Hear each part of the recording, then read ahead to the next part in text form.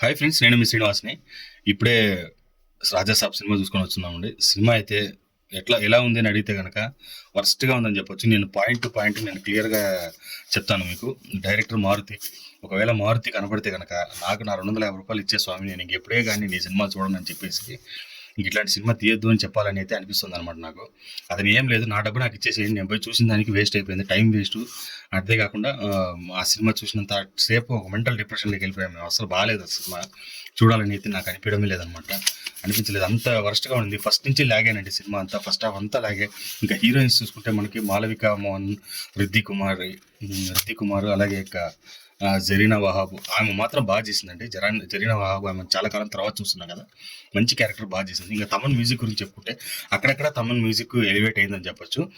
కొన్ని చోట్ల డౌన్ అయిన చోటంతా అతను కొంచెం పైకి లేపాడని చెప్పొచ్చు. సినిమా బాగాలేని వలన ఏమైందంటే తమన్ మ్యూజిక్ కూడా దాంట్లో ఇంజెక్ట్ కాలేదని అయితే అనిపిస్తుంది అనమాట. సినిమాలో నాకు పెద్ద బ్యాక్ డ్రాప్ అనిపించింది.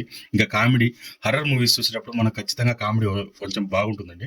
అలాంటిది అసలు దీంట్లో ఆ కామెడీ అనే మాటకే అర్థం లేకుండా చేసేసినారు.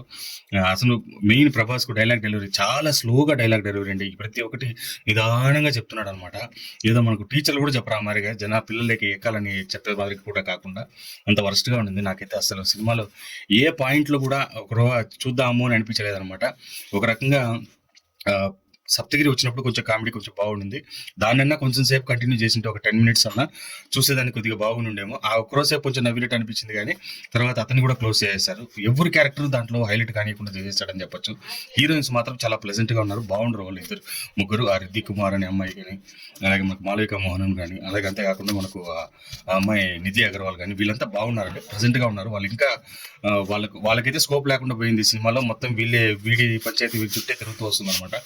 ప్రభాస్ ఎంత లుక్గా ఉన్నాడు, వింటేజ్ లుక్లో, చాలా చూడడానికి భారీ కట్అవుట్ అండి. అతను తీసుకొని ఒక బూత్ బంగ్లాలో వేసి సినిమా అంతా దాంట్లోనే సతాయించేసాడు. ఫస్ట్ నుంచి స్టార్టింగ్లోనే వెళ్ళిపోతారు దాని లోపలికి పోయిన ఇంకా సినిమా ఎండింగ్ వరకు దాంట్లోనే.